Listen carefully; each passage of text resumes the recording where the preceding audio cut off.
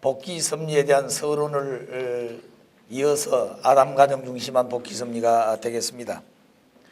자, 하나님께서 메시아를 보내셔 타락 인간을 구원하시려는 하나님의 복귀 섭리의 뜻은 아담 타락의 직후부터 있었습니다. 그러므로 메시아를 위한 기대를 세우시려는 섭리는 일찍이 아담 가정으로부터 시작되었다. 타락 인간은 아담 가정을 확실하게 알아야 됩니다. 왜냐하면 아담 가정에는 하나님의 창조, 타락, 복귀가 다 들어있기 때문입니다. 그래서 복귀 섭리의 목적은 아담 가정 하나 찾아가기 위한 목적이라고도 말할 수 있겠습니다. 자, 메시아를 위한 기대. 타락 인간은 창조 본연의 인간으로 복귀되어야 하는데 그러기 위해서는 메시아를 만나야 합니다. 메시아를 만나려면 메시아를 위한 기대를 세워야 하고 그 메시아를 위한 기대가 없으면 언제나 타락 인간은 오신 메시아를 죽이게 됩니다. 그래서 타락 인간은 메시아를 맞이할 수 있는 기대를 세우지 않으면 안 되고 그 기대가 세워지면 하나님 메시아를 보내게 된 것입니다. 그럼 아담 가정에서는 메시아를 위한 기대가 믿음의 기대, 실체 기대라고 그랬습니다. 믿음의 기대 중심물은 원래 아담이 되는데 성경에 보면 아담이 되지 못하고 그 아들들인 둘째 아들 아벨이 중심물이 되었습니다. 그 다음에 조건물은 상징 언제인데 아담이 말씀을 중심에 가야 될 완성 실체가 되지 못하고 타락으로 말미암아 말씀 대신 상징 언제를 드리게 되는데 양을 아벨은 제물로 드리게 됩니다. 그리고 이 믿음을 세우는 이 기간은 성장 기간입니다. 아담은. 그렇기 때문에 일대에는 이 성장 기간이라는 것이 없는 것이에요. 그러나 노아 때부터는 이 성장 기간이 수리적으로 나타나게 됩니다. 그 내용은 마지막 수리적 탄감복귀 섭리 시대에 있어서의 한꺼번에 말씀을 드리도록 하겠습니다. 자, 실체 기대는 실체 헌재인데 중심 인물은 아담의 자녀들 가운데 첫째 아들이나 두 번째 아들이 되겠습니다. 자, 그 다음에 조건은 타락성을 복귀한 탄감 조건입니다. 에덴 동산에서 천사장이 아담에게 애중굴중하지 못해가지고 타락성이 들어왔던 것을 천사장의 입장에 있는 가인이 아담의 입장에 있는 아벨에게 애중불통함으로 천사장이 아담에게 하지 못해서 들어왔던 타락성을 복귀한 단감 조건이 그 실체 기대가 된 것입니다. 자, 그럼 아담이 중심물이 될 수 없었던 이유가 뭔가? 어째서 아담이 아담 가정의 중심물에 대한 중심이 될 수 없었는가? 아담은 타락한 장본인입니다. 그리고 아담은 비원리적 존재로서의 두 주인을 상대하게 된 선악의 모체가 되었습니다.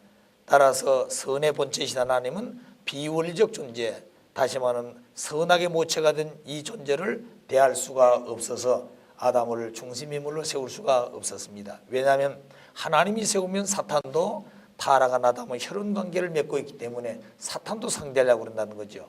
그래서 두 주인 상대한 비원리적 존재인 아담은 하나님이 직접 대해서 섭리의 중심인물로 세울 수가 없었다.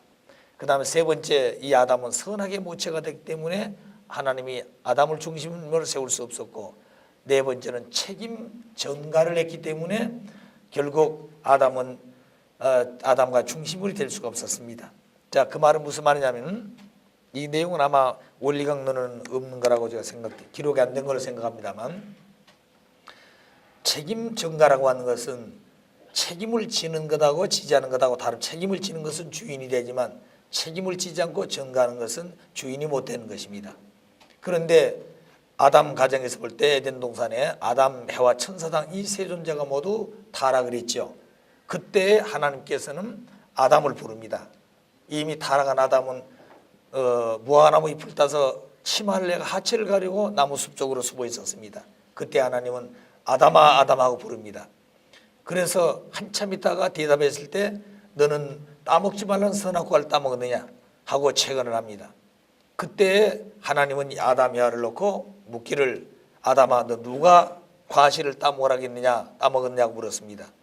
그때 만일 이 천사장은 해와가 주어서 따먹었지만 전체적인 주인으로서 책임을 져야 된다고 하는 의식을 가지고 잘못된 것을 모두 자기가 주체자로서 책임을 지겠다고 하는 말을 하나님에게 했더라 한다면 타락한 그 세계에 비록 타락했지만 주인이 될 수가 있었을 겁니다. 그런데 아담은 저 여자가 주어서 따먹었습니다 하고 책임 전가를 해와에게 했습니다.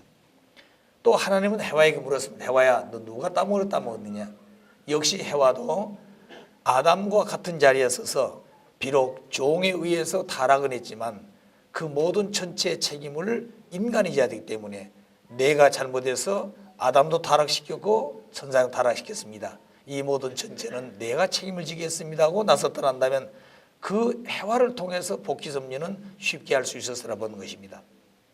그런데 이 해와는 저 뱀이 땀으로 해서 따먹었습니다 하고 책임을 모두 뱀으로 표시된 천사장에게 전가했습니다. 따라서 천사장은 세 존재가 타락을 했지만 이 타락한 전체의 결과를 누가 졌는가니 천사장이 졌다고 말입니다. 따라서 천사장은 비록 타락한 세계의 세 존재지만 타락한 세계의 주인이 될 수밖에 없는 자리에 되어졌다는 거예요. 그래서 아담은 책임 전감으로 말미암아 아담과 중심물이 더더욱 될 수가 없었다는 얘기가 되겠습니다. 자, 그러면 분립 역사를 하는데 그 분립 역사는 선악의 모체가 되었기 때문에 분립 역사한다 그랬습니다. 왜냐하면 타락한 아담은 선과 악의 모체가 됐는데 선은 하나님이 창조한 본연의 성품이고 악이라는 것은 천사장이 타락할 때 우발적으로 생겨 들어오는 성품이 악의 성품의 바탕입니다. 자, 그래서 아담은 이미 말씀드린 대로 타락한 아담은 중간 위치에 떨어졌습니다. 자, 이 중간 위치에 떨어진 아담을 어떻게 대할 것이냐는 것이 이 아담 가정에 아주 공식적으로 설명을 해야 됩니다. 자, 그래서 중간 위치에 떨어진 이 타락한 아담은 선악의 모체가 되었는데 하나님은 아담을 창조한 창조주이기 때문에 아담을 상대할 수가 있습니다.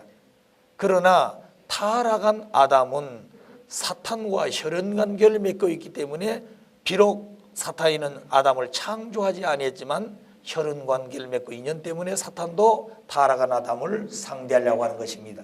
따라서 타락한 아담은 하나님도 상대할 수 있고 사탄도 상대할 중간 위치에 떨어졌어요. 그럼 이런 존재를 하나님 대할 수도 없고 사탄만 대할 수 없기 때문에 하나님의 섭리는 아담을 쪼개는 것입니다. 아담을 분립하면 아담 자체가 죽기 때문에 하나님은 아담의 실체로 태어난 가인 아벨 아들들을 쪼개는데 그 가인과 아벨을 누구 편에 세울 것이냐, 왜? 똑같은 타락한 아담의 자식들이기 때문에. 그래서 누구를 사탄 편에 누구를 하나님 편에 세울 것이냐 하는 이 결론은 해와가 먼저 타락해서 이런 결과가 왔으니 해와의 타락 경로에 따라서 결정하게 되는 것입니다. 그럼 해와는 제일 먼저 종인 천사장과 첫사랑을 해가지고 타락을 했습니다. 그러면 첫사랑이라고 하는 이 상대는 비원리적 상대요. 그 해와는 때가 되기 전에 때의 것을 바라는 과분한 욕망과 천사장은 해와를 도저히 사랑해서는 안 되는 것인데 사랑의 감소감 통해 자기 위치를 떠나서 과중된 욕망으로 말미암아 해와를 상대 입장에 타락을 했습니다. 그래 해와는 첫사랑을 종인 천사장과 했다고 말입니다. 그리고 보니 자기 남편 될 사람이 영적인 천사가 아니라 실체에 있었던 아담인 걸 알고 비로소 해와는 아담 앞에 다시 서고자 아담을 상대해서 타락시킨 것입니다. 그럼 그때 해와는 아담을 대하게 된 동기는 심정이 동기가 됐어요. 해와는 천사장을 대하게 될 때 때가 되기 전에 때에 걸린 과분한 욕망이 동기가 됐고요.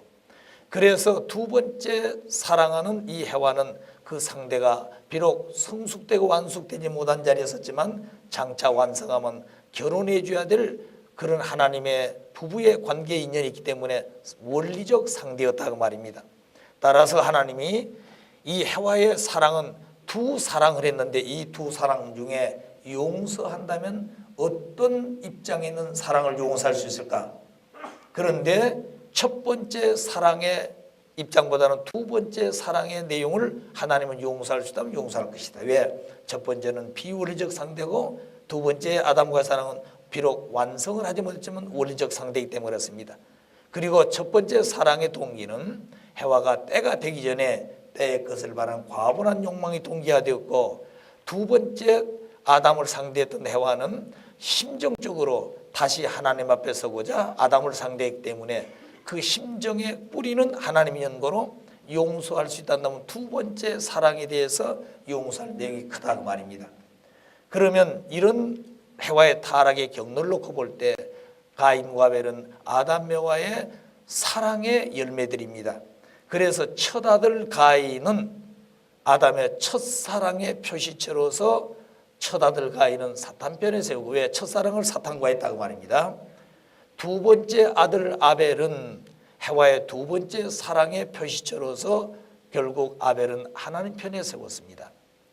자, 그러므로 역사에 보게 되면 비록 타락한 아담 해와의 실체의 아들들이 다 죄인들이지만 장자는 사탄 편에 세웠고 분립된 차자인 아벨은 하늘 편에 세웠기 때문에 모든 섭리의 중심을 보게 되면 하늘편과 사탄편의 가인 아벨의 내용을 정확히 구분하고 있습니다. 자, 이스라엘이 애굽에서 출애굽을 했을 때 장자와 마껏을 쳤습니다. 왜? 장자와 마껏은 사탄편 입장에 세워졌기 때문에 그렇습니다. 또 광야로정에서 법궤를 배우가는 그 중심 인물은 장자가 아니라 차자 레이기 후손들이었습니다. 또 복중에 에설은 미워하고 야곱은 사랑했다는 말은 이게 애정된 내용이 아니라 복중이지만 비록 장자인 에서는 사탄편이기 때문에 미워했고 야곱은 차자의 입장이기 때문에 하늘 편인 연고로 하나님이 사랑할 수 있었다고 말입니다. 마지막 에브라임과 므낫세를 축복합니다. 이삭이. 그래서 이삭은 나이가 많아서 이제 앞을 보지 못하는 그런 때가 되었는데 자기 손자들을 데려다 놓고 마지막 축복하려고 그럽니다. 그래서 형과 동생을 세워놓고 축복하되 이 이삭은 손을 엇받고 가서 축복해 줬습니다. 다시 말하면 동생 위에 오른손을 얹고 그리고 형 위에는 왼손을 얹어서 이렇게 엇받고 축복을 해줬어요. 그건 왜 그러냐면 장자는 사탄편이고 차자는 하늘편 입장이기 때문에 축복을 그렇게 해줬다고 말입니다. 그러니까 이런 내용들이 성경에 나와서 수많은 성도들이 또 성기자가 읽고 있고 또 이것을 공부하더라도 그 의미가 무엇인지를 모르는 것이에요. 왜? 원리를 바로 모르기 때문에. 자, 그래서 이와 같이 분립된 역사는 선악의 모체가 된 아담이기 때문에 그렇다. 그래서 누구를 하늘 편을 세우고 누구를 사탄에 세울 것이냐? 해와의 타락 경로에서 세웠다 그랬습니다. 따라서 가인은 사탄 편이고 아벨은 하늘 편인데 그 내용은 천사당이 아담에게 하지 못했던 애중불통을 함으로 말미암아 실체기들을 세우기 위한 것이고 몸은 마음을 통해서 타락한 인간은 재물을 가지고 타락 인간 인류는 메시아를 통해서 하늘 앞에 나아가는 이렇게 실체기대의 내용이 있게 되는 것입니다. 이 그림 이해가 되죠? 이 분립된 가인 아벨에게 하나님은 마지막 재물을 제사를 드리라 그랬습니다. 그래서 하나님의 말씀을 따라 제사를 드린 가인 아벨은 자기가 가지고 있었던 것을 정성을 다해 드립니다. 그래 가인은 농부였기 때문에 곡식을 재배해서 하늘 앞에 정성껏 드렸습니다. 그리고 아벨은 목동이었습니다. 그래 양을 잡아서 하늘 앞에 제사를 드리죠. 그런데 하나님이 똑같이 이 두 형제에게 제사를 드리라 해놓고는 그들은 정성을 다해 제사를 드렸습니다. 그런데 하나님은 가인 제사는 받지 않고 아벨 제사만 받았어요. 자, 그럼 왜 그랬을까 하는 이유도 모르고 있는 것입니다.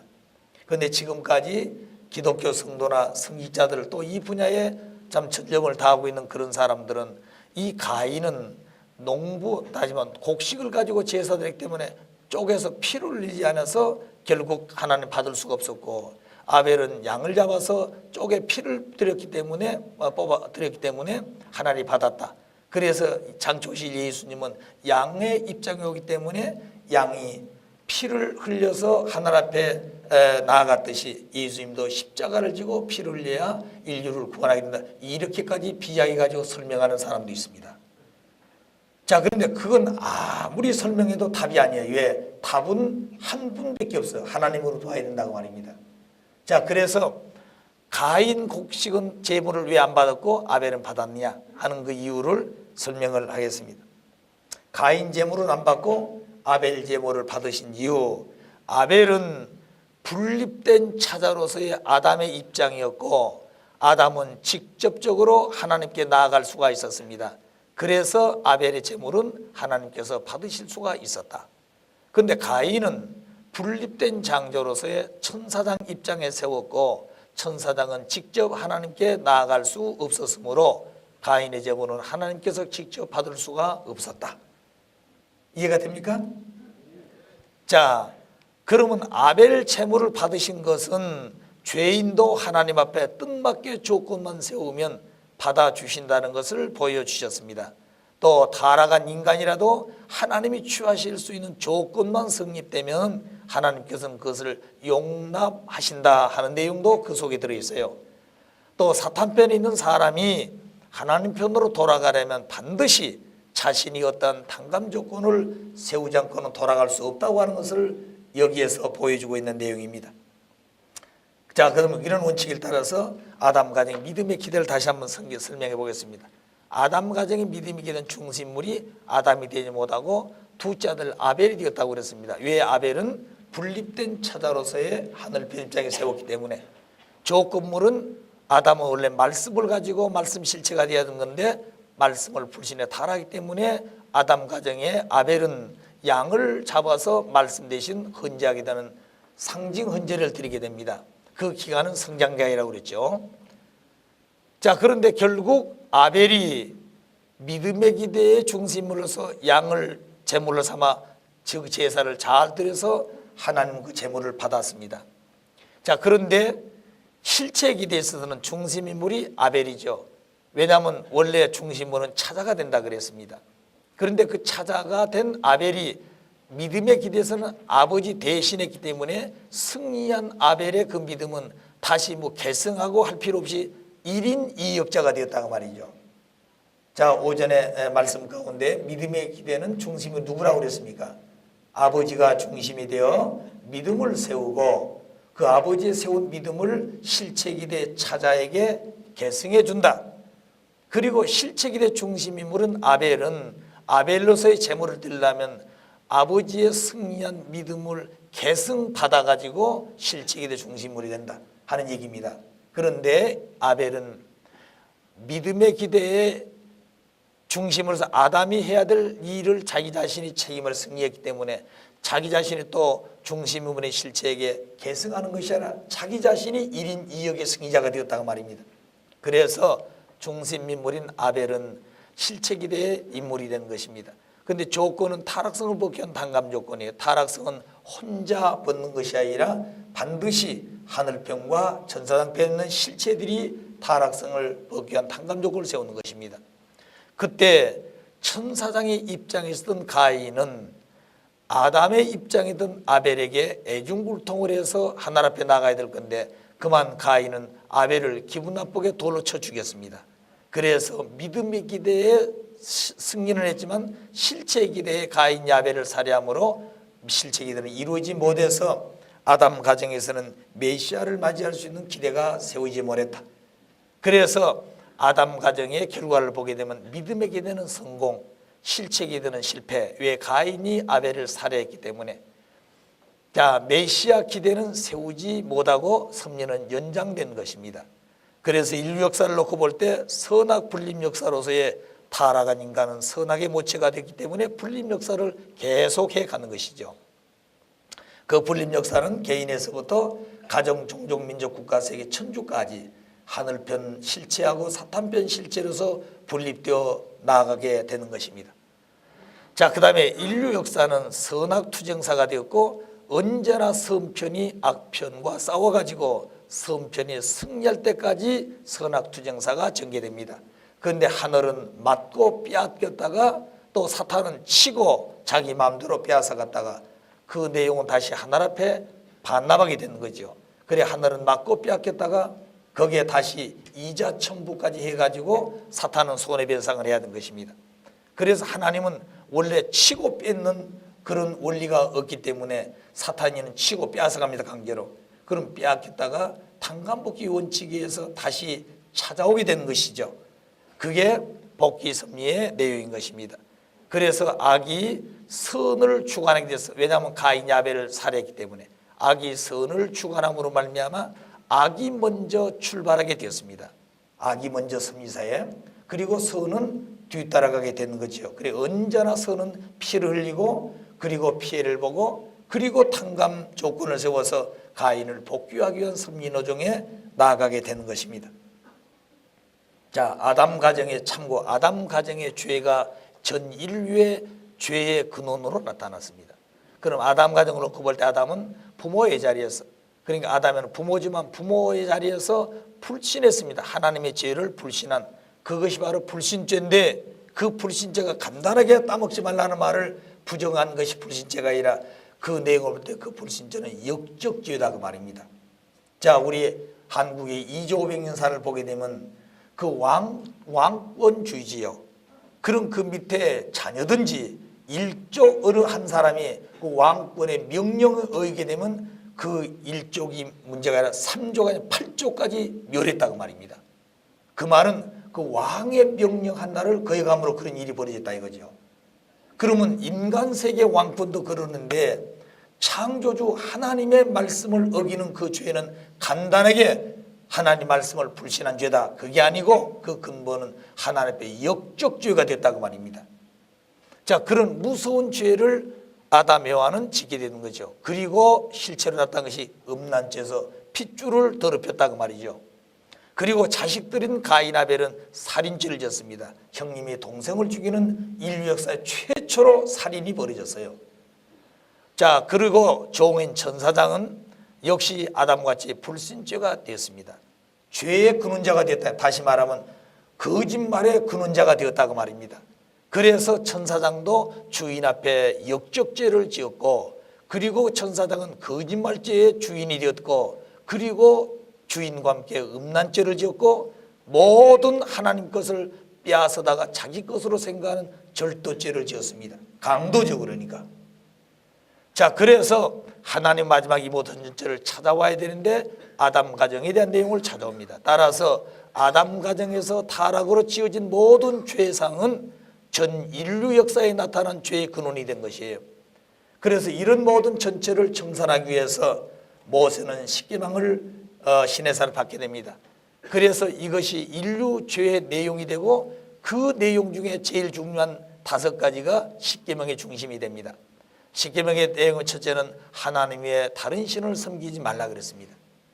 그래 불신하면 안 된다는 얘기죠. 두 번째는 간음하지 말아라, 살인하지 말아라, 도둑질하지 말고 탐욕을 갖지 말아라, 그리고 남을 속이지 말고 거짓말하지 말라 그랬습니다. 자, 그렇기 때문에 많은 법이 있을 것인데 그 하나님에서 10가지 계명 중에 5가지가 이 중심이 바로 아담 가정에서 적그러진 것을 탕감복귀하는 말씀으로 기준을 세우는 것입니다. 그래서 이 십계명의 내용은 모든 지구상의 종교인들이 가지고 있는 윤리와 도덕의 가치 기준의 내용이 되어 있어요. 자, 그래서 아담 가정의 죄는 전 인류의 죄상의 근원으로 되어진 것이다 하는 것을 잊어서는 아니 되겠습니다. 그 다음에 교훈, 원리적인 교훈을 놓고 볼 때 하나님의 뜻은 절대적입니다. 그리고 그 뜻을 성사하는 데는 인간이 책임문답이 불어나는데 그 인간 책임문답은 하나님이 간섭하지 않으신다는 것을 보여준 것입니다. 왜냐하면 가인과 아벨이 제사 드릴 때 결국 아벨은 제사는 받았지만 가인 제사를 받지 않으니까 가인은 화가 나서 동생을 쳐 죽였습니다. 그때 하나님은 왜 가인이 행동하는 것을 간섭하지 못했을까? 왜 타락한 아담을 간섭하지 못했을까? 하는 내용은 인간 책임 분담은 하나님이 간섭할 수 없다고 하는 것을 보여준 것입니다. 또 뜻에 대한 하나님의 애정은 절대이기 때문에 아벨 대신 셋을 세워서 새로운 섭리를 하게 됩니다. 자, 그래서 아담 가정의 교훈은 첫째 원리적인 교훈으로서 설명을 했습니다.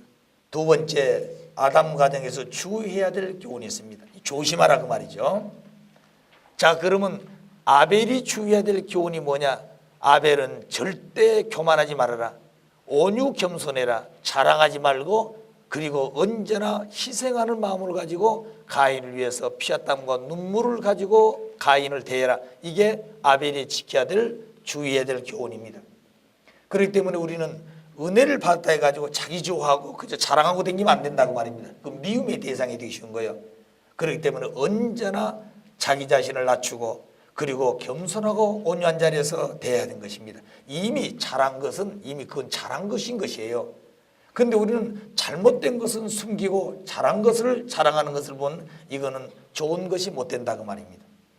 자, 그래서 아벨의 책임은 가인을 절대 사랑할 것, 하나님의 사랑을 중보 실천해야 하는 것이 바로 아벨이다 그 말입니다. 그래서 가인을 자연 굴복시키게 된 것이다. 그러니까 아벨의 책임은 가인을 절대 사랑하는데 하나님의 사랑을 중보하고 실천해야 하는 것이 아벨인 연고로 아벨은 가인을 절대 사랑해야 된다. 또 가인은 그러면 책임이 뭐냐? 주의해야 될 것이 뭐냐? 아벨을 화가 나 죽이고 싶어도 절대 죽이면 안 되는, 그래서 죽도록 참아야 되는 것이에요. 그래서 불평불만한 소지, 사랑의 감소감 이런 것이 있더라도 절대 그런 내용들을 갖지 말 것. 아벨이 죽으면 순간적으로 화풀이는 될지 모르나 천국은 못 간다. 죽인 순간부터 그는 지옥행이다 그 말입니다. 자, 그러니까 화풀이 순간적으로 하기 위해서 지옥 가는 죄는 짓지 말라 그 말입니다. 아시겠어요? 가인의 책임은 뭔가 그러면 아벨 앞에 절대 순종 굴복할 것. 왜냐하면 가인은 아벨을 통해서 복을 받고 그 아벨은 가인이 하나님 앞에 가서 통로인 것입니다. 따라서 인내심으로 자주관할 것. 누가요? 가인이. 그러면 오늘 우리는 가인도 되고 아벨도 됩니다. 아시겠습니까? 따로 정해진 거 아니에요. 다시 말하면 오늘 여기 있는 유회장은 가인의 입장입니다. 누구 앞에요? 참 부모님 앞에. 또 내 앞에 중심 지도자가 있으면 그분이 내 아버지고 나는 그분 앞에 가인이에요. 그럼과 동시에 또 나를 따라오는 제자들이나 자녀들이 있을 때는 그분들은 내 앞에 가인도 될 수 있습니다. 그러니까 나는 아벨만이 아니라 아벨도 되고 가인도 되는 것이, 아시겠어요? 또 내가 가인이란다면 가인만이 아니라 또 아벨도 될 수 있다고 말입니다. 그렇기 때문에 가인과 아벨이 주의해야 될 이 교훈은 내 자신 모든 분야에서 내가 필요하니 이 둘을 잘 알아두라고 말입니다. 아시겠죠? 자, 가인 아벨 법도 조금 더 깊은 얘기를 해보십시오. 가인 아벨 법도라고 얘기를 했습니다만 하나님과 절대 하나 되어야 하는 것이 누구냐면 아벨입니다. 그래, 아벨은 하나님과 절대 하나 되어야 되는데 그 아벨이 하나님과 절대 하나 되면 아벨은 자기 모든 것을 다 드려서 마음과 뜻과 성품과 생명까지 다해서 하나님을 사랑해야 됩니다. 아직 하나님을 사랑해야 되는 거예요. 그럼과 동시에 이 아벨은 하나님으로부터 받은 사랑이 있습니다. 그래서 아벨이 하나님을 사랑하는데 전체를 다 바쳐 사랑하는 것처럼 하나님도 아벨을 사랑하신 것이에요. 따라서 아벨은 횡적으로 가인을 사랑하는데 어떻게 사랑하느냐? 자기 것 플러스 하나님으로부터 받은 사랑까지 합해가지고 가인을 줘야 돼요. 그래도 가인은 충족이 안 돼서 죽이려고 그런다고 말입니다. 아시겠어요? 그게 누구 책임이라고요? 아벨 책임이다 그 말입니다. 그래서 하나님과 절대 하나 돼야 하고 하나님을 사랑해야 된다. 또 아벨은 하나님으로 받은 사랑 플러스 자기 사랑까지 합해가지고 누구 사랑해야 한다고요? 가인을 사랑해. 이것이 바로 아벨이 해야 할 책임인 것입니다. 그게 아벨이 가인을 대하는 마음의 자세예요. 또 아벨은 가인이 천국 가는 통로입니다. 그러니까 통로 역할을 잘해줘야 한다고 말이에요. 아벨이 잘못하면 가인이 하나님 앞에 가는 길을 막아버린 결론이 된다고 말입니다. 또 아벨은 하나님만이 간섭할 수 있지 가인은 간섭할 수 없다. 자, 이게 중요한 말이에요. 이게 중요한 말입니다. 자, 그 말은 무슨 말인가 하니 아벨은 하나님만이 간섭할 수 있지 가인은 간섭할 수 없다. 그러니 가인은 절대 아벨에 대해서 노타치해요. 왜? 똑같은 죄인의 자식으로 태어났지만 아벨은 분립되어진 차단 입장인데 하늘이 세웠어요. 그리고 하늘이 세웠고 하늘이 그를 대하고 있는 것입니다. 그런데 그가 잘하고 못하고 하는 것은 아벨의 책임이죠. 그런데 가인은 사탄편 입장에 세워졌기 때문에 아벨이 이렇게 저렇게 하라 또 잘못하고 있다 비판도 할 수 없는 것입니다. 그럼 그 아벨이 잘못하고 있는 걸 보고 그럼 가만히 있단 말이냐? 망해가는데, 아시겠어요? 잘못되어 가는데 그때는 가만히 있는 것이 아니라 하늘 앞에 기도하라는 거예요. 왜? 아벨을 하나님이 세웠고 아벨을 대한 주인도 하나님이에요. 그렇기 때문에 가인은 원리적으로 노타치다고 말입니다. 자, 그러면 그때 하나님께 기도하기를 원리적인 기도해야 한다는 거예요. 원리적으로 중언부언하면 안 된다는 것입니다. 그러니까 많은 기도한다고 중요한 것이 아니에요. 핵심적인 기도를 해야 되는 거예요. 그때 이 가인은 아벨에게 하나님, 내 앞에 세워진 저 아벨은 당신이 세우셨고 당신이 직접 대할 수 있는 아벨 아닙니까? 그런데 내가 볼 때 저 아벨은 잘못한 것 같습니다. 뜻을 놓고 볼 때. 아시겠어요? 그래, 공개함이 잘못한 것 같습니다. 그래서 그 아벨이 하는 일이 내가 미처 뜻을 몰라가지고 그 잘못한 것 같이 생각하고 있는지, 아니면 그 아벨이 몰라서 잘못하고 있는지를 하나님 아시지 않습니까? 그 말입니다.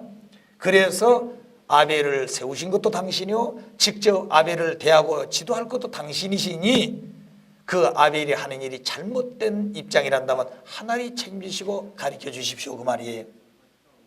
또 그리고 만일 하나님께서 하시고자 하는 일을 내가 몰랐지만 아벨은 하고 있는데 내가 이해를 못해서 내가 잘못 생각했단다면 하나님 저에게도 지혜를 주셔서 그걸 깨닫게 해주십시오. 이것이 가인이 해야 될 기도인 것입니다. 아시겠어요? 그러니까 그냥 기분 나쁘다고 여보 뭐 어쩌고 저쩌고 싸우면 안 된다, 그 말이에요. 자, 그러면 이 내용을 우리 교회 신앙생활하는 생활 원리로서 한번 적용 한번 해봅시다. 자, 교회 가면은 아시겠어요? 교회 가면은 목사님이 계시죠? 목사님은 어떤 자리입니까? 아벨의 자리입니다. 하나님이 세우셨어요. 그 다음에 식구와 성도들은 누구예요? 가인의 입장이죠. 그럼 식구를 대해서 가인이라고 그러니까 그저 아담 가정의 죄인의 실체로 나타나는 그런 가인이 아닙니다.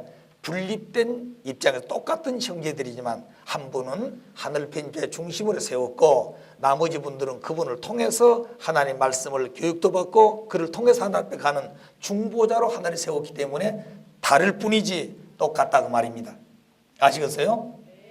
자, 그러면 그때 만일 그 교회의 어떤 발전을 위해서 회의를 한다고 생각해 보십시다. 자, 그러면 목사님 중심해 가지고 장로님, 권사님, 집사님들이 모일 것입니다. 이제 모이라고 말이 제주기를.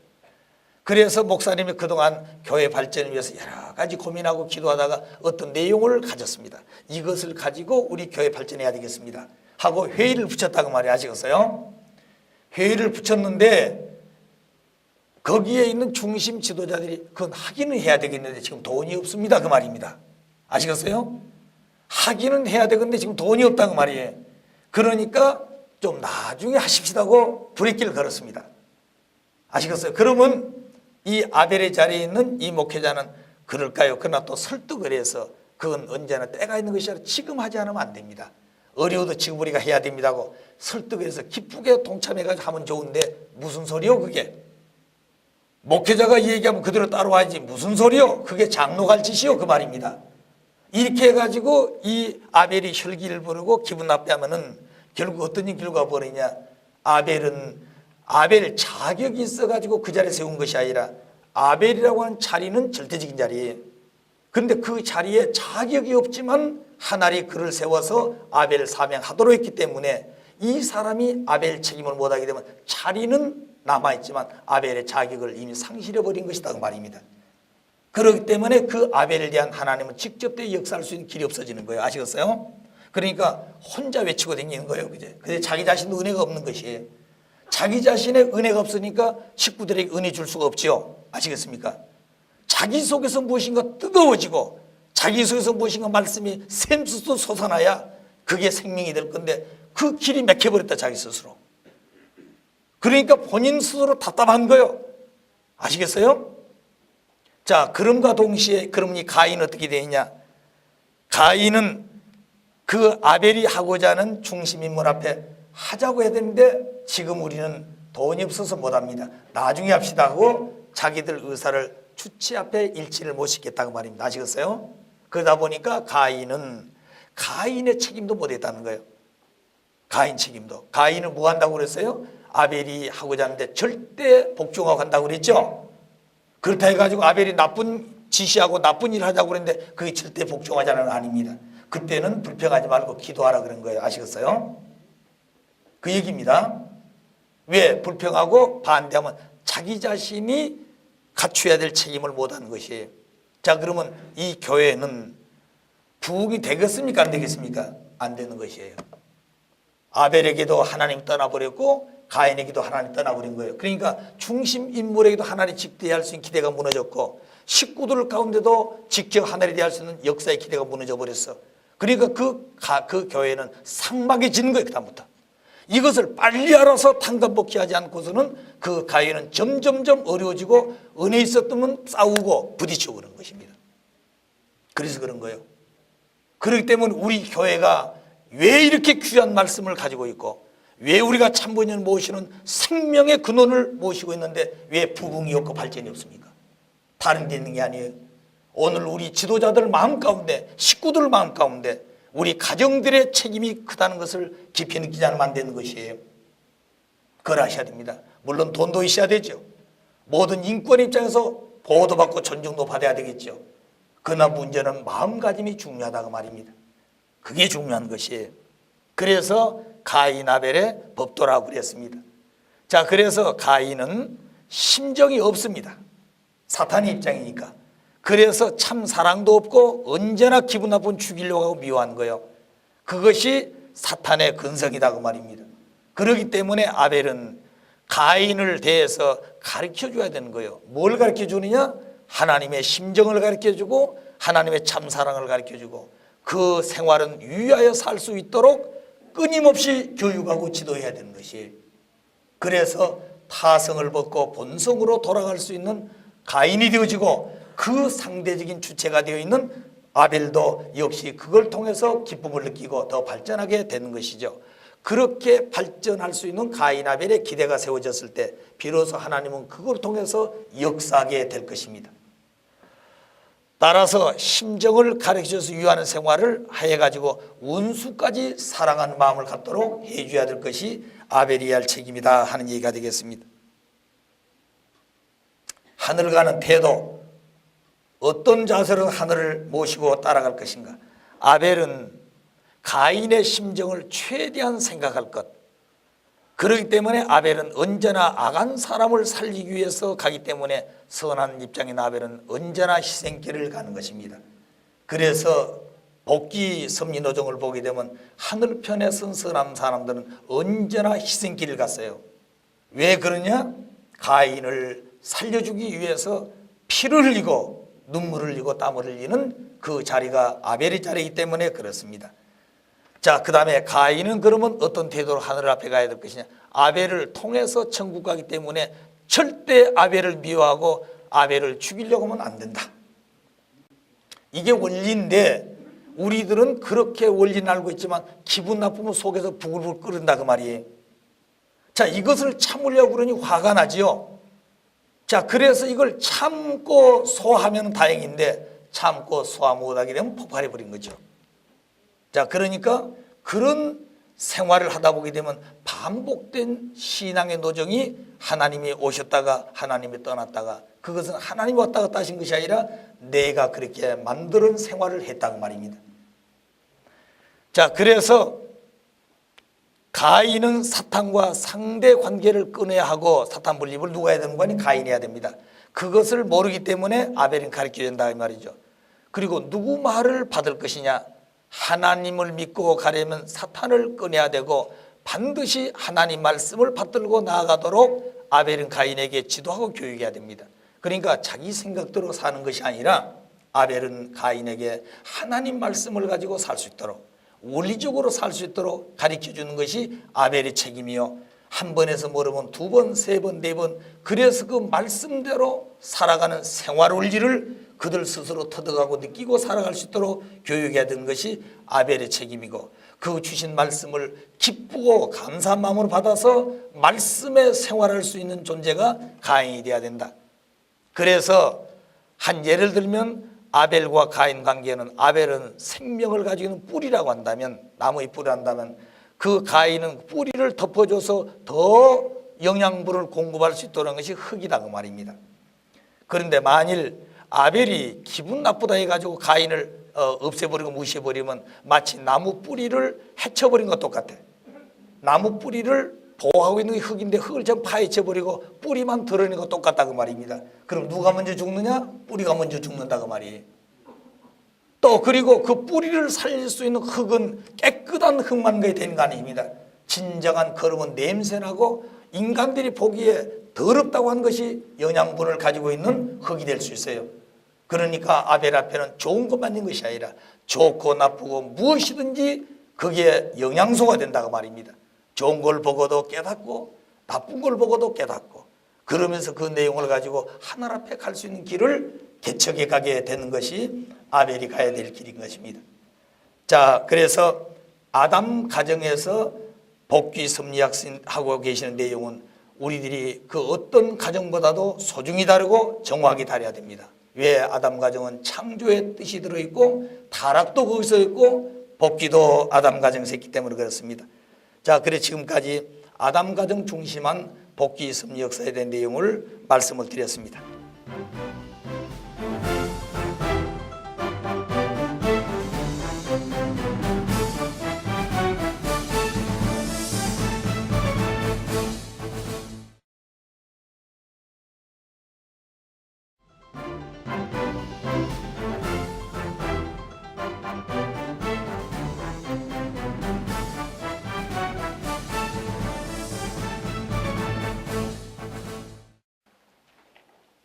노아 가정 중심한 복귀 섭리. 아담 가정에서 아벨은 믿음의 기대를 세웠지만 실체 기대에서 가인이 아벨을 살해함으로 말미암아 실체 기대가 세우지 않았다고 그랬습니다. 그래서 아담 가정에서는 이미 셋째 동생으로 태어났던 셋을 세워가지고 그 셋의 후손 가운데 노아를 부르게 됩니다. 자, 노아 가정의 서론은 뭐냐면 가인이 아벨을 죽임으로써 아담 가정을 중심한 복귀 섭리는 이루어지지 않았다. 그러나 창조 목적을 완성하시려는 하나님의 뜻은 변할 수 없는 것으로 절대적인 것으로서 예정하시고 이루시는 것이므로 하나님은 아벨이 하늘을 대하여 충성했던 그 심정의 터전 위에서 그의 대신으로 셋을 세우셨다. 그리하여 그 후손에서 노아의 가정을 택하시고 아담 가정의 대신으로서 세우시어 새로운 복귀 섭리를 하셨던 것이다.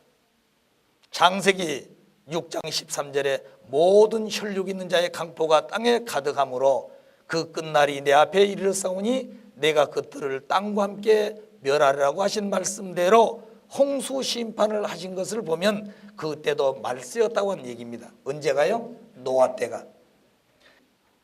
자, 그러면 노아 가정에도 메시아를 맞이한 기대가 세워져야 됩니다. 왜냐하면 타락한 인간은 창조 본연의 인간으로 복귀되어야 하는데 그러기 위해서는 메시아를 만나야 한다. 메시아를 만나려면 메시아 기대를 세워야 되고 그 메시아를 기대를 세운 이유는 타락한 세계에 메시아를 보내면 그냥 기대가 없으면 죽인다 그 말입니다. 그래서 타락한 인간은 메시아를 맞이하기 위한 기대를 세우는 것이 메시아를 위한 기대인 것입니다. 그럼 노아 가정에서도 믿음의 기대는 중심 인물이 노아고 조건물은 상징적 헌재로서의 방주가 됩니다.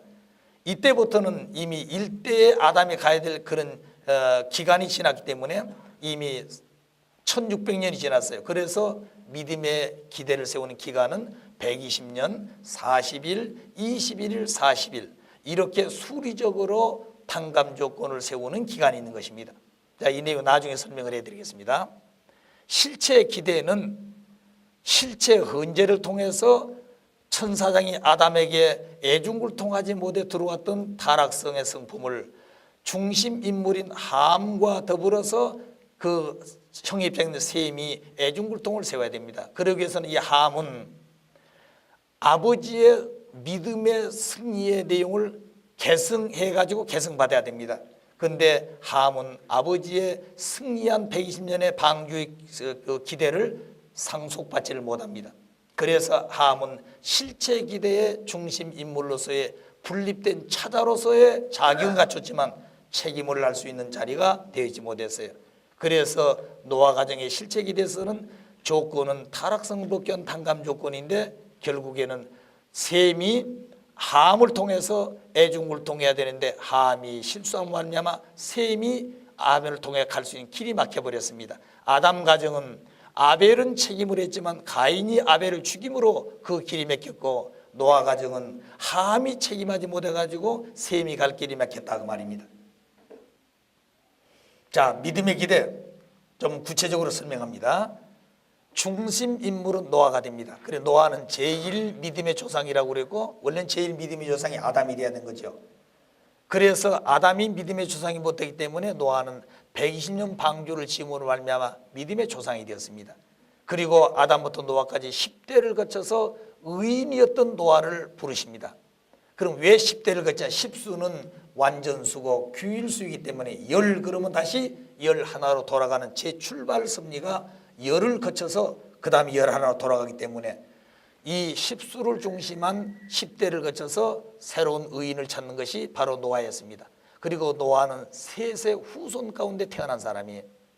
그래 조건물로서 노아는 방주를 중심해 가지고 결국 신천주 중심한 상징적 방주를 중심한 섭리를 하시게 됩니다. 자, 그럼 그때 기간은 120년, 40일, 21일, 40일인데 이 120년은 방주를 짓는 120년 기간입니다. 그 다음에 40일은 홍수심판 40일, 그 다음에 21일은 비둘기를 7일 간격으로 3차에 걸쳐서 21일입니다. 그리고 나서 비둘기를 마지막 보낸 그때부터 방주에 내려올 때까지 기간 40일이 있습니다. 이런 내용들은 아담 가정에서 일대의 성장 기간에 찾아 세워야 될 수리적 기간을 이제 노아 가정에서는 기간이 지났기 때문에 실체적으로 수리 기간이 나타납니다. 자, 그럼 왜 이런 숫자가 나오게 되는 것은 저 뒤에 수리적 탕감복귀 섭리도정에서 구체적으로 설명을 하기로 하고 이 믿음의 기대에서는 그런 내용들은 구체적으로 설명을 하지 않겠습니다. 자, 방주의 뜻. 방주는 신천주를 상징한 것이다 그랬습니다. 원래 하나님 지으신 천주는 뭐라고 그랬어요? 하나님이 지으신 천주입니다. 그런데 타락으로 말미암아 이 천주는 사탄 주관권에 떨어졌어요.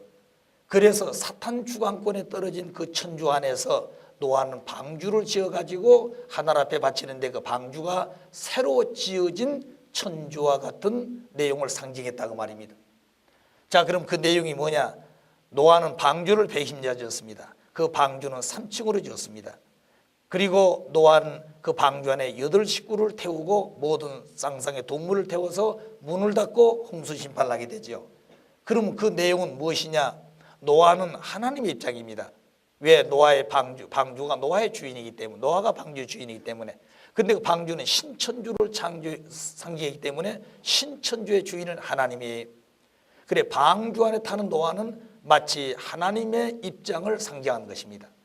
그리고 3층의 방주는 3단계 성장 과정을 표시했고 노아 가정 8식구는 아담 가정을 탕감하기 때문에 아담 가정 8식구와 전 인류를 상징하는 것입니다. 동물을 쌍쌍히 태웠단 말은 만물 세계를 상징하는 것이에요. 그래서 방주는 신천주 상징했고 이 신천주 중심한 모든 섭리는 타락으로 잃어버린 이 천주를 찾아 세우시는 그런 축소체와 같은 조건으로 세운 것이 방주 중심한 섭리였습니다. 자, 40일 홍수심판. 이 40일 홍수심판이 왜 있겠느냐? 40일 홍수심판은 선악을 분리하기 위해서 그렇습니다. 그래서 40일 홍수심판을 통해서 노아 가정은 하나님과 하나가 되고 불신한 인류는 사탄과 하나가 됩니다. 그러니까 40일 홍수심판은 선한 편과 악한 편으로 딱 쪼개 분리받는 거죠. 그리고 하늘 편에서 노아 가정 중심해 가지고 나머지 사탄 중심한 인류는 전부 다 홍수로 심판해 버린 것입니다. 자, 아버님 말씀은 언제나 가끔 하신 말씀이 이 땅의 모든 존재물 가운데 다 심판을 받았지만 물고기는 심판받지 않았다고 그랬어요. 그렇기 때문에 하나님께 드리는 제물 중에 가장 귀한 제물이 뭐냐면 물고기인 것입니다. 물고기는 참 다양하죠. 제가 남미에 있을 때 자리등에 모시고 있는 때가 있었습니다. 아버님은 그때는 새벽 4시만 되면 그 이전이나 준비해가지고 낚시터에 가시는 거예요. 남미의 새벽 4시면 캄캄합니다. 그리고 해가 지고 그리고 캄캄한 밤에는 얼마나 벌레와 모기떼가 많은지요. 이건 그냥 둘러쓰고 그 다음에 약을 뿌려도 정신이 없어요. 자, 그런 자리인데 캄캄한 새벽인데 저를 깨워서 낚시 가자고 낚시터를 갔습니다. 낚시터를 피워놨는데 낚시 끝이 보이지가 않아요. 캄캄하니까. 그래서 아버님께서는 그 하얀 비닐 조각을 가져라고 그러시더라고요. 그래 비닐 조각을 붙여놓으니까 그 표적은 돼요. 자, 그런데 고기가 이제 물면 그 하얀 것이 이제 자극이 되어야 이게 낚시를 하는데 그렇게 어려운 자리에 와서 고기를 잡으면 아무리 큰 고기라도 먼저 잡는 거 살려주시는 거예요. 이게 부모님의 낚시의 도입니다. 아시겠어요? 자, 그런데 이게 안 됐잖아요. 그렇게 어려운 자리에서 큰 거 잡히게 되면 이거 살려줘야 되니 내가 볼 때는 이거 안 됐어. 그래서 옆에다 낚싯대를 하나 넣고 피레미를 하나 빨리 잡아야 되겠다 이거요. 왜냐면 빨리 무니까 그거는. 그래가지고 이걸 빨리 제물로 드리고 아버님 잡은 것은 가져가야 되겠다 이 말. 이거 나 혼자 생각했던 내용이에요. 그런데 그 다음날 아침에 아버님 첫 식당에서 유정옥 왜 그렇습니까? 왜요? 하고 대답을 했더니 너 하늘 앞에 제사들 고기가 있단다면 피레미를 잡아드려야 되겠느냐? 아니면 가장 크고 아름다운 고기를 잡아 제사드려야 되냐? 하고 딱 물으신 거예요. 그러니까 내 마음을 꿰뚫려서 아주 그냥 보시는 겁니다. 그게. 그래서 깜짝 놀랐어요 제가. 그리고 났는데 그때 그 생각이 뭐냐면 어째서 아버님이 캄캄 밤에 가시 1시간 문제라 조금 밝아질 것인데 하고 내 마음속에 생각을 했어요. 그리고 일찍 가셨다가 제일 늦게 들어오시는 것이에요. 그럼 왜 아버님이 그러실까? 그래서 그게 이제 마음속에 두고 있는데 그 다음 날은 또 아버님 하신 말씀 유정옥 왜요? 하고 대답했더니 처자식이 굶고 있는 모습을 본 아버지가 있단다면 그 고기라도 잡아다 먹인다고 그랬을 때 늦잠 자다 가야 되겠느냐 하고 물으신 거예요. 그리고 고기 잡다가 일찍 들어온 법이 어디 있겠냐고 말입니다. 한 마리도 먼저 가서 잡고 가장 늦게까지 시간을 내서 한 마리 더 잡아가지고 오려고 하는 것이 부모의 마음이지 않겠냐 이 말입니다. 그렇게 따가니까 그게 말씀 맞지 않아요. 이게 충격적으로 하나 더 맞은 것입니다. 그러니까 그때 되어진 그 내용은 비록 나를 통해서 깨닫겠지만 그 모든 사람에게 부모님이 대하시는데 그렇게 생각할 사람도 있는 것이죠. 자, 그래서 그런 내용들은 우리가 부모님 하신 일에 대해서는 이러쿵저러쿵 하는 것이 아니라 그건 뜻이 있어서 하신 것이다 그 말입니다. 뜻이 계셔서. 그러니까 그 뜻에 계셔서 하신 일을 부모님과 같은 심정, 부모님과 같은 생각, 부모님 같은 가치관을 가지고 대하지 않으면 실족하기 쉽다 그 말입니다. 아시겠어요? 그 데려 댕기는데 철이 없으니까 따둑거리고 데리고 댕기지만 부모님의 심정에 대해서는 자리를 못 쓴다 그 말이에요. 그러니까 깊은 내용은 주고받을 수가 없다 그 말입니다. 아시겠어요? 자, 그런 얘기입니다. 그렇다 해가지고 유 회장이 부모님의 심정의 대상이 돼가지고 깊은 얘기 주고받는다는 거 아닙니다. 그렇게 되어 있다 그 말이죠. 자, 그래서 40수의 뜻은 노아 홍수 심판 40일 이후에 이 40수는 모든 그 이후에 탄감복귀 섭리 노정 때 믿음의 기대 복귀를 위한 사탄 분립수로서 필요하게 됩니다. 예를 들면 홍수 심판 40일, 노아에서 아브람까지 부를 때 400년, 애굽거역 400년, 노마박해 시대 400년, 모세가 신에서 십계명을 받을 때 금식을 40일간 2번을 했습니다. 그 다음에 가나안 정탐복기도 40일, 광야에서 쓰러져 가지고 40일 광야 생활하는 것도 40년, 사울왕 다윗왕 솔로몬은 각각 40년씩 해서 120년 동일왕국 시대, 엘리야의 40일 동안 쫓겨가 가지고 토굴에서 금식을 하면서 40일 기간, 예수님이 십자가 돌아가신 후에 3일 이후에 부활하셔 가지고 마가다락방에서 40일 중심한 흩어진 제자들을 모아 가지고 재교육하고 그 터전 후에 오순절 마가다락방에 성령이 강림했던 것을 알고 있습니다. 이와 같이 노아 홍수 심판 이후에 40주는 모든 탄감복귀 섭리도정에 있어서의 믿음의 기대를 복귀하게 하는 사탄분립수로 필요하게 되었다. 심판 40일 기간은 천지창조 후 혼동기간입니다. 방주 중심한 행사 후에는 천지창조 후 전 역사로정에서 무엇인가 보여줄 것을 상징하는 내용이 방주 중심한 행사 이후에 되어진 것들이, 왜? 방주는 신천주고 타락한 세계는 모두 다 사탄변에 쓸어버렸기 때문에, 시판해버렸기 때문에 비로소 이 방주 중심한 행사 이후에는 천지창조 후에 하나님께서 하시건 전 역사로정을 보여주는 상징적 노정이었다 하는 것을 아셔야 되겠습니다. 자, 홍수 심판 후의 행사, 그러면 하나님의 말씀을 받은 노아는 120년간 방주를 지었습니다. 여러분, 우리는 간단하게 노아가 120년 방주였다. 그 120년 기간이라는 것이 얼마나 지루했을 것이며 사연과 고통과 내용이 얼마나 많았겠습니까? 우리는 이렇게 구체적으로 하나님의 섭리를 가르쳐주고 하나님 뜻을 가르쳐줘도 믿지 못하고 의심하고 주저앉을 때가 많은데, 노아는 꿈속에 노아야 오늘 이 세상이 혈육이 강포해가지고 이 세상과 함께 사람을 멸해야 되겠다 이 말입니다. 그때 홍수 심판하기 위해서 방주를 지으라 그랬습니다. 근데 그 방주는 물가에다 지어야 되는 건데 전혀 인간들 생각과 달리 아라산 산중턱에다 배를 지으라 그런 거예요. 자, 그럼 여러분이 그 말씀을 받았단다면 믿을 수 있겠습니까? 또 만일 하나님 배는 짓기는 지어야 되겠는데 배는 물가에다 짓지 어째 산속에다 지으라 그러십니까? 한마디 여쭤볼 것도 하지 않아요. 노아는 그런 생각에는 그냥 주신 그 말씀을 100% 믿고 그 말씀대로 실천하려고 하는 것이에요. 자, 그 다음에 자기 부인에게도 얘기했을 것이고 아들, 딸들에게 얘기했을 것이다 말입니다. 그런데 처음에 그 얘기를 알아들었겠습니까? 그 노아는 실체적으로 하나님의 말씀을 받은 자이기 때문에 강하고 담대하죠. 그런데 부인과 처자식들은 잘 모릅니다. 그러나 남편이 하도 그렇게 하는 것이 절대적으로 생각하고 하고 있기 때문에 협조는 하게 된 거죠.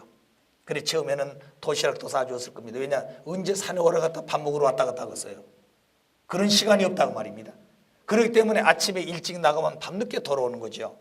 그때 이 부인은 도시락을 한번 싸서 주었을 것입니다.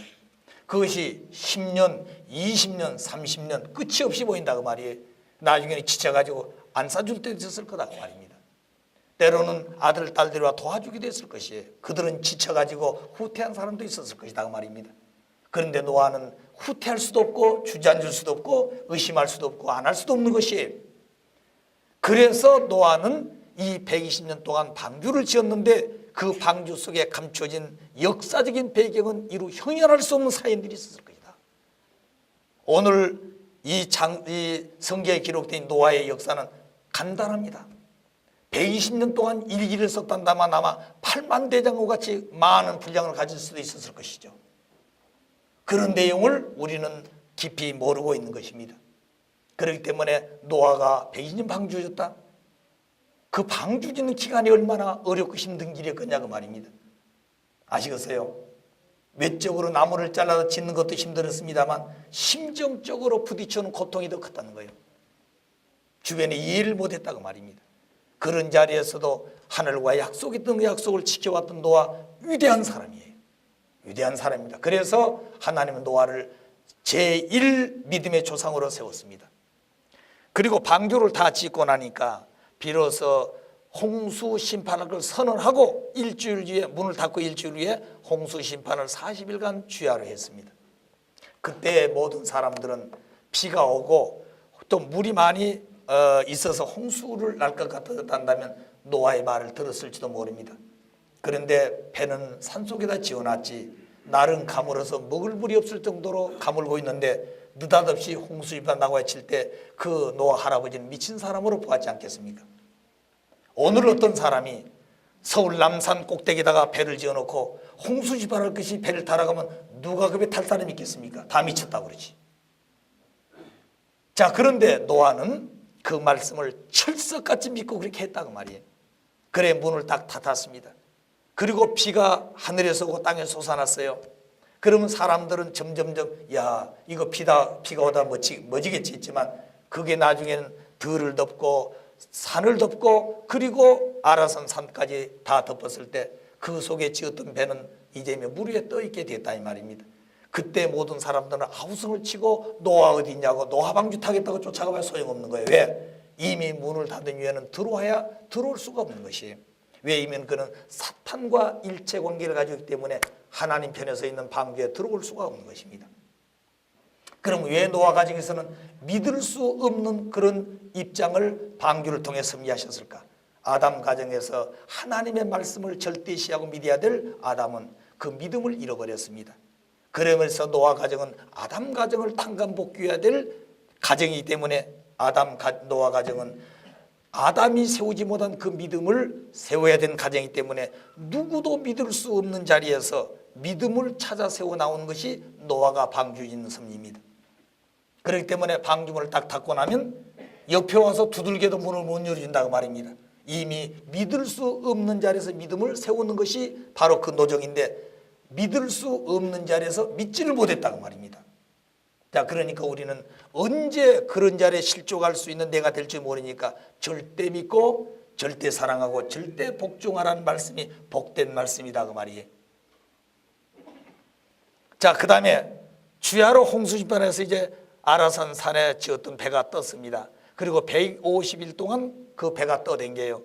그리고 40일 이후에 그 배가 아라산 꼭대기에 닿았습니다. 그리고 그 방주가 산에 닿았을 때 그때에 까마귀를 내보냈습니다.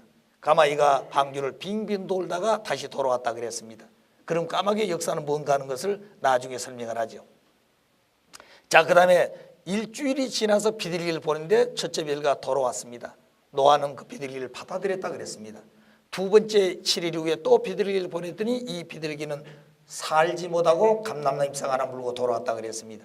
역시 노아는 그 비둘기를 받아들였어요. 세 번째 7일 후에 또 보냈더니 그 비둘기는 돌아오지 않고 영영 환경에 살았다 그랬습니다. 자, 그러면 이런 내용들이 무엇을 의미한 것이냐? 홍수 심판한 이후의 행사는 창조 이후에 되어질 하나님의 섭리를 상징적으로 보여준 것이라 그랬습니다. 그래서 방주는 신천주 상징했고 40일 홍수 심판은 공하고 혼돈은 창조할 때 공하고 혼돈 가운데서 빛과 어둠을 세웠다고 그랬죠. 그와 마찬가지입니다. 그리고 까마귀는 사탄을 상징했는데 그 까마귀가 방주를 빙빙 돌았다고 하나만 뭐를 명관이 아담 에덴 동산에서 천사장이 해와의 사랑을 노린 것 같고 아담 가정에서 가인 아벨 헌젯이 사탄이가 침범할 자리가 어딘가 하고 헌젯이 노렸다 그랬습니다. 또 노아 가정에서 홍수심판 후에 노아 가정 중심해 가지고 사탄이는 침범할 자리가 없는가 하고 노렸다는 거죠. 노아는 절대적으로 기준을 세웠지만 그 부인과 아들 딸들은 그런 자리에 못 서 있었죠. 그러지 않아요? 그러니까 사탄 편은 이미 다 홍수심판을 없어졌어요. 그러니까 하나님만이 대할 수 있는 노아 가정만 있기 때문에 사탄이는 그 노아 가정에 다시 침범할 조건이 없나고 사탄 상징한 까마귀는 빙빙 돌았다 그랬습니다. 자, 그래서 결국 그 홍수심판 이후에 되어진 역사가 바로 그렇고, 그럼 비둘기는 3차 보낸 내용은 무엇인가? 첫째 1차 보낸 비둘기는 첫 아담을 상징했습니다. 그래서 첫 아담을 상징한 그 아담 상징할 때 아담을 통해 하나님은 창조 이상을 실현하려고 창조했습니다. 아담이 책임다 못해 타락을 했습니다. 그래서 아담은 타락해서 사탄 편으로 갔지만 하나님이 세우신 절대적인 뜻은 버릴 수가 없기 때문에 다시 하나님 받아들였습니다. 그래 타락한 후 타락한 아담은 상징했고 뜻이 하나님께로 돌아왔다고 하는 것을 비둘기가 다시 돌아왔을 때 받아들였다는 얘기가 되겠습니다. 자, 두 번째 비둘기를 내보냈습니다. 그건 후 아담으로 오신 예수님을 상징했습니다. 그때는 감람나무 잎사귀를 하나 물고 왔는데 그것은 지금은 살 수가 없지만 다음 용은 살 수 있다고 하는 것을 약속한 한 표시체인 것입니다. 그렇다고 이 내용을 그대로 생각하게 되면 예수님은 이미 죽으러 오실 것을 예정했다 이렇게도 표현할 수가 있습니다. 그러나 죽으러 오기 위해서 예정됐다는 것이 아니라 그건 앞으로 모세로정의 말씀 들어보게 되면 예수님이 십자가를 칠 수밖에 없는 사탄의 침범받을 조건을 이미 광야에 다 제시했기 때문에 인간 책임을 하지 못하게 되면 십자가를 질 것을 이미 예시했던 내용이라고도 볼 수 있는 것이에요.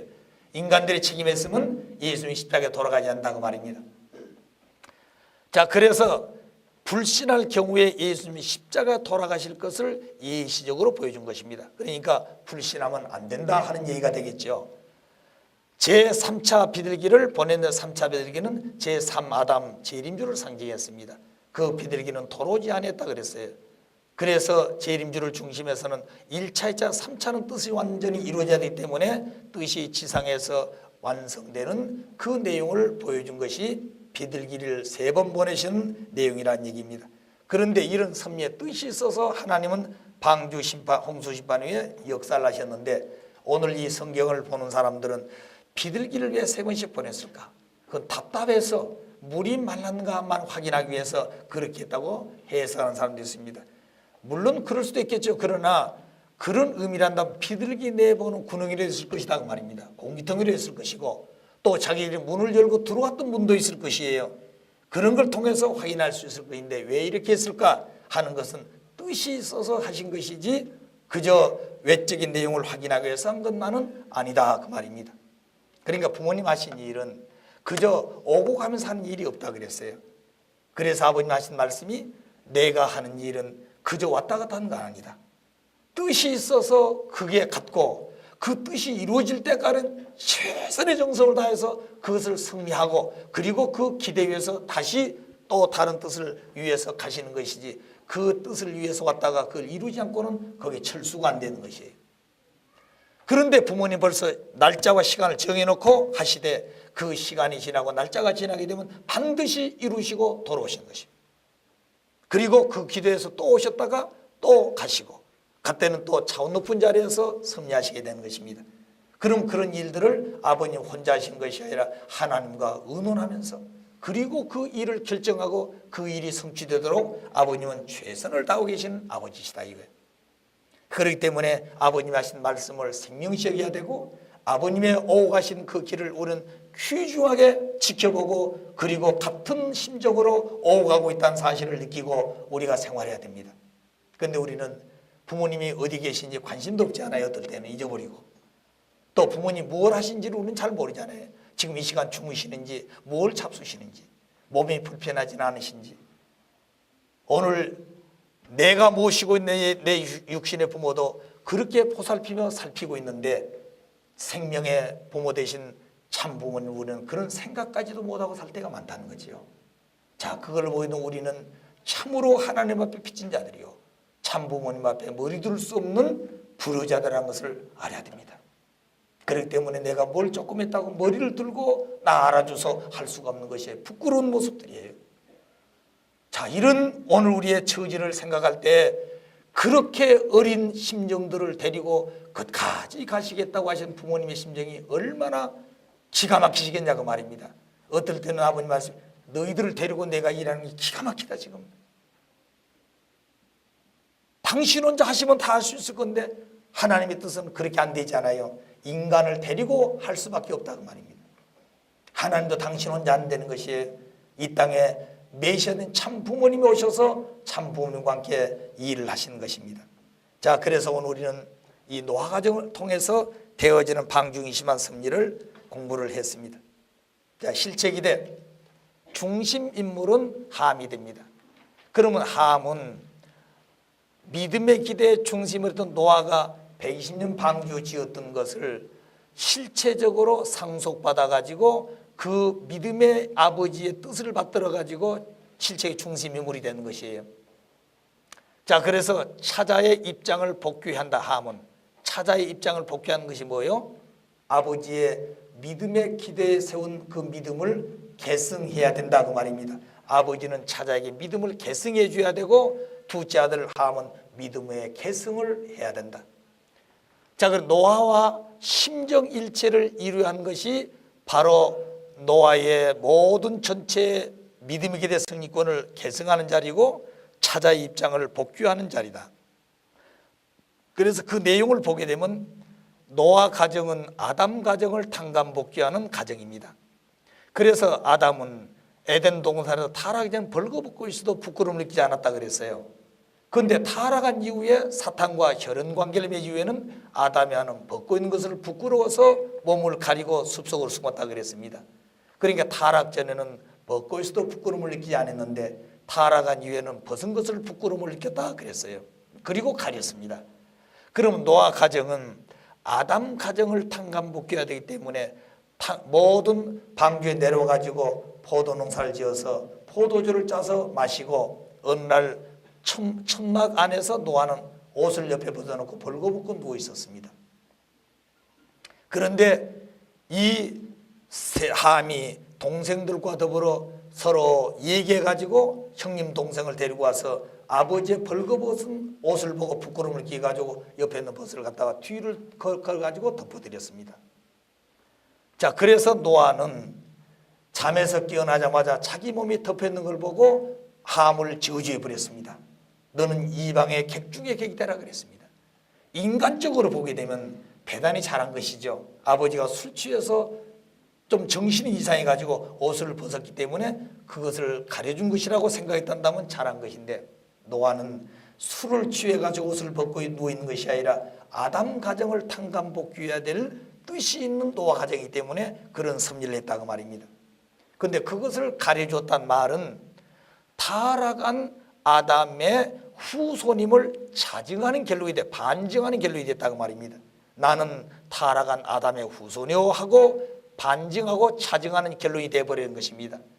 그래서 벗고 있는 노아를 아담 가정에 벗는 것을 탕감복귀하지만, 그 노아가 믿음을 세운 그 모든 전체를 함이 상속받기 위해서는 노아의 믿음에 벗고 있는 것을 보고 같이 벗었다고 한 자리에서 심정적으로 일치가 되는 거예요. 만일 동생과 형님이 옷을 가지고 덮어주려 하더라도, 형님, 동생 그러면 안 됩니다. 우리가 방주 질 때 아버님이 하신 일을 잘 보았지 않소? 그리고 방주 안에 타고 내릴 때까지 되어진 역사도 우리가 잘 보았습니다. 그렇기 때문에 아버지가 하시는 그 행위는 잘못되어 가지고 하는 행위가 아니라 하나님의 뜻에 의해서 되어진 행위일 것이니 깨어날 때까지 기다립시다고 기다렸단다면 어떻게 됐을 것 같습니까? 실족하지 않지요. 심정적으로 일체가 될 수 있었다고 말입니다. 그런데 함은 아버지가 벗고 있는 그 부끄러움을 느껴서 옷을 갖다가 덮어짐으로 결국 아담 가정에서 되어진 노아의 그 입장을 심정적으로 탕감복귀에 개성을 못했어.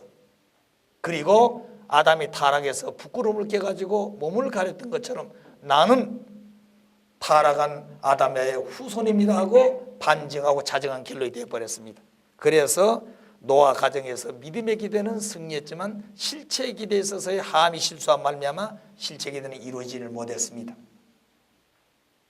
자, 그 다음에 부끄러움이 죄가 된 이유, 죄란 사탄과 상대 기준을 조성해서 사탄이 활동할 수 있는 조건을 제시함으로 천범을 위반한 것이 죄라고 하는 말씀을 타락노릇에 말씀을 드렸습니다. 그렇기 때문에 타락 전에 벗었으나 부끄러움을 잊지 않았는데 타락 후에 벗었음을 부끄러움을 하고 가렸습니다. 따라서 부끄러움을 느끼고 가린 것이 사탄에게 조건이 되어졌다고 말이죠. 따라서 함은 벌거벗은 아버지의 옷을 몸을 보고 부끄러움을 느끼고 그 옷을 갖다 덮어줬다는 얘기는 타락 후 아담의 행위와 같은 것이 됐기 때문에 그것이 죄가 되어져서 결국 함은 분립된 차자로서의 실체기대 중심인물이 될 수는 있었지만 중심인물로서의 책임을 다할 수 있는 그 조건물을 들이지는 못했다고 말입니다. 자, 그래서 함은 실체기대의 중심인물이 되지 못했고, 그리고 그때부터 형제들끼리 서로 언어가 달라지고 인종이 갈라지게 된 동기가 노아 가정에서부터 있게 됐다 그랬습니다. 그들은 나중에 하늘을 배반하는 바벨탑을 쌓기 시작했다 그랬습니다. 그래 형님과 동생 모여가지고 열심히 하나 되어가지고 탑을 쌓으니까 하늘을 배반하는 그런 행위가 되는 것이죠. 그래서 언어가 혼돈되어가지고 형님은 갖다 쌓으면 동생 그걸 통하지 않으니까 갖다 흐르고 이렇게 해서 바벨탑을 쌓지 못하게 만들었다 그랬습니다. 이때부터 언어가 혼돈되어지고 인종이 갈라지는 길이 열렸기 때문에 마지막에 참 부모님이 오시게 되면 언어가 통일돼야 되고, 그리고 혈색은 다르지만 민족과 모든 것 핏줄은 같아야 되는 것이, 그러니까 혈색은 이 지구상의 모든 그 지역적인 환경에 따라 다르지요. 그러니까 이 황인종 우리들도 저 남미에 가서 2년, 3년만 살다 보게 되면 새까만 사춘이 됩니다. 그리고 일본인 우리 네다에 가서 수고하고 있는 식구들 보게 되면 3년간 갔다 오니까 저 흑인 비슷해요. 그러니까 흑인이 따로 있는 게 아닙니다. 그러면 이 지구성이 둥근데 모두 한 곳에 모여 살 수가 없잖아요. 그러니까 지구성에 곳곳에 흩어져서 민족을 형성하고 사는데 그 지역에 맞게끔 온도가 다른 것입니다. 그래서 새까매지고 하얘지고 노릇구름하고 그러지만 그 근본의 혈통이 달라져서 그러게 됩니다. 그래서 마지막 참부모가 오시게 되면 색깔은 다를 망정 핏줄은 같게 되는 것이, 그러나 혈족은 핏줄이 같다고 말이에요. 핏줄이. 그러면 이 지구상에 65 가운데서 74%가 몽골 반점 가지고 있는 족속입니다. 자, 그렇기 때문에 74%가 되는 몽골 반점 동족을 가진 사람을 축복해서 혈족으로 만들어 놓게 된다면 이 지구성은 자동적으로 복귀해야 되는 것이에요. 그걸 아셔야 됩니다. 자, 그럼 여기에 대한 결과, 믿음의 기대는 성공했으나 함의 실수로 실체 기대는 실패했다. 따라서 노아 가정에서 메시아를 기대도 실패했습니다. 교훈, 원리적인 교훈은 뜻은 절대적이었습니다. 그리고 뜻 성취는 상대적으로 세웠어요. 그래 인간 책임 분담이 세우지 않으면 뜻은 이루어지지 않습니다. 그래 인간에 대한 하나님의 애정은 노아 가정 대신 아브라함을 세워서 새로운 섭리를 하시게 됩니다. 왜? 인간을 불러 세웠지만 그 책임하지 못하게 되면 섭리는 연장되어지고 그 대신 다른 존재를 세워서 새 섭리를 맡게 한다고 말입니다. 자, 그것이 바로 원리적 교훈입니다. 우리들도 자기가 세워진 자리에서 책임을 못하게 되면 그 자리는 그 일을 할 수 있는 사람을 세워서 일할 수밖에 없는 것입니다. 자, 그러니까 언제나 주어진 자리에 가게 되면 내가 여기서 뭘 하기 위해서 왔느냐, 내가 할 일이 있어서 하나님은 나를 여기 보냈다고 생각하게 됩니다. 그리고 기도가 정성들이면 그런 내용들이 보이고 느끼게 될 것이에요. 그리고 그것을 다 정리해 놓게 되면 하나는 또 나 자신을 다른 곳으로 옮겨갑니다. 그걸 저는 지금까지 신앙하면서 많이 보고 채우라고 느꼈어요. 그러니까 벌써 인사이동 간다. 그럼 내가 거기 가서 뭘 할 것이냐, 내가 거기 가서 해야 될 일이 있어서 나를 보낸다고 말입니다. 그리고 가서 보면 틀림없이 있는 것이에요. 그것을 정리하고 나면 또다시 갑작스럽게 또 다른 데로 가라 그런 것입니다. 거기 가서 내가 뭘 할 것인가, 무엇 때문에 내가 거기에 보내냐고 말입니다. 아무리 어려운 것이라도 불평하면 안 되는 것이에요. 그 내가 가서 할 일이 남아있다고 말입니다. 자, 그럴 때 우리는 일하다가 열심히 해서 좋은 실적을 만들어놨습니다. 어느 날 갑자기 당신 저 지방으로 못 간다고 말입니다. 왜? 내가 지금까지 피땀 흘려서 정성들이 이렇게 교회를 부흥시켜놨는데 적어도 인사람 그 기준에선 보내주시오 그 말이에요. 그렇게 된 게 아닙니다. 왜? 가장 힘들고 어려운 것이 있다면 하나님 어디에 관심을 가지겠습니까? 잘한대요? 잘한데도 관심을 갖겠죠. 그러나 하나님은 전체적인 섭리를 하시기 때문에 가장 어렵고 힘든 것에도 관심이 많으신 것이에요. 그러면 그 자리에 보낼 때 지극히 힘도 없고 여장하고 그저 어쩔 수 없이 차림애꾸게 사람 하나 보내놨다. 그건 잘못된 것이에요. 똑똑하고 능력 있는 사람을 어려운 자리에 보내가지고 그 자리를 세워서 더 하나님 앞에 영광 돌릴 수 있는 실적을 세우기 위한 것이 하나님의 뜻이 아니냐고 말입니다. 왜? 똑같이 평등하게 발전하는데 하나는 발전하고 하나는 기울어져 버리면 여기에 전체 것이 다 쏟아져 버리는 한쪽으로. 자, 그런 걸 볼 때 인사를 하는 사람도 그렇고 인사를 받고 가야 될 사람도 불평한 것이 없습니다. 아시겠어요? 그리고 우리 인간을 보게 되면 흙과 물과 공기로 지었다고 그랬지요. 흙은 어디를 갖다 놔도 불평이 없는 것입니다. 거룩한 자리에 있다 해가지고 드러내는 것도 아니고 시궁창에 갖다 던져놔도 그 흙은 그 자리에서 썩어서 또 뭐라 그럴까요? 연꽃이 피울 수 있는 그런 모습으로 영양 공급을 하는 흙이 되는 것이죠. 그렇기 때문에 흙은 어디 갖다 놔도 불평불만이 없습니다. 거기에 사명을 다하고 새 생명을 잉태할 수 있는 그런 요소를 가지고 있는 것이에요. 공기도 마찬가지입니다. 공기는 어디든지 통하고 어딘지 수평선을 이루는 것이 공기예요. 물도 마찬가지입니다. 물은 특별한 요소예요. 그래서 물이 가지고 있는 특징은 뭐냐면 낮은 것을 메꾸려고 하는 성질을 가지고 있습니다. 그래 왜 물이 수평하느냐? 물은 낮은 것을 서로 메꾸려고 하는 성질을 가지고 있기 때문에 물은 어디 갖다 놔도 수평선을 이루는 거예요.